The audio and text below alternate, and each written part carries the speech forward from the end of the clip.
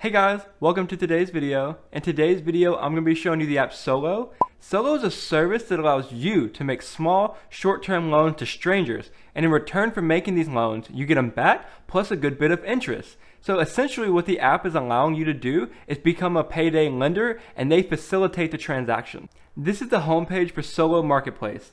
Each one of these blocks here is somebody looking for somebody to give them a loan. So you do get a little bit of information about them, but they are basically strangers. So let's tap on this first loan and see the details. So this loan would be for a Taylor S in the amount of $150. The payback period is 15 days, and they will give you a return of $9. So you give them $150 and they're going to return you $159 in 15 days. This would be a return of 6% on your money.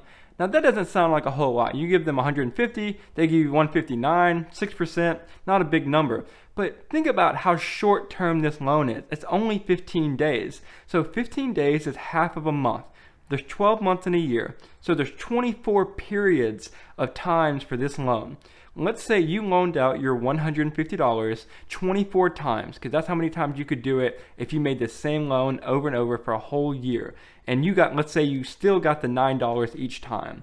So this would be a total profit of $216. So you would still have your $150 plus you would have $216, and that would be a return of over 144%, assuming that every single person paid you back on time and you were able to loan out the money again. Now getting 144% per year is insane. The market on average will return you 10% a year, so this is doing over 14 times the S&P 500. Let's assume everybody was paying you back and you had $10,000 to loan out. Your profit would be $13,400 per year. Let's say you had $25,000 to loan out. Your profit would be $36,000 a year. And if you had $50,000 to loan out, your profit would be $72,000 per year. And as you're making this money, you can grow your account, lend out even more, and make even more. But before you start counting your big stacks of money, there are some things that we need to go over. The big risk with this business, of course, is if people don't pay you back.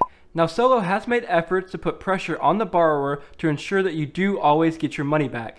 The first thing they do is they collect all of that person's information. They get a copy of their driver's license and they get their social security number. If that person ever doesn't pay you back, they're going to send that loan to a collection agency, and it's going to hurt that person's credit. So there's some motivation right there for the borrower. If the collection agency is ever able to get the money, you get most of it back.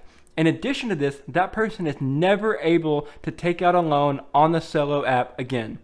The second thing they do is automatic withdrawals. Say it was a 15-day loan. It's not like that person has to go in on day 15 and send you the money.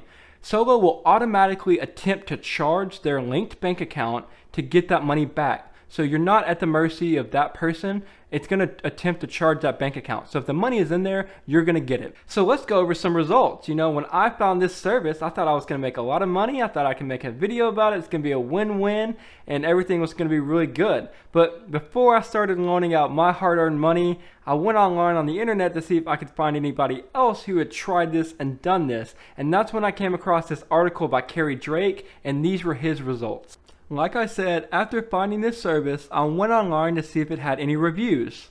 If you're interested in this article, I've linked it below in the description.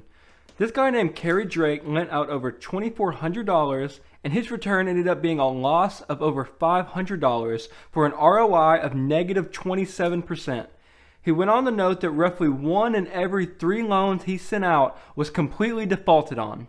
So per usual, if something sounds too good to be true in life, it usually is. After sitting and thinking about it, the results that Kerry got actually make a lot of sense. If somebody has good credit worthy and they're good with their money and they just need a good short-term loan, they'll probably just put it on a credit card, and that would be much cheaper than coming on the SoLo app.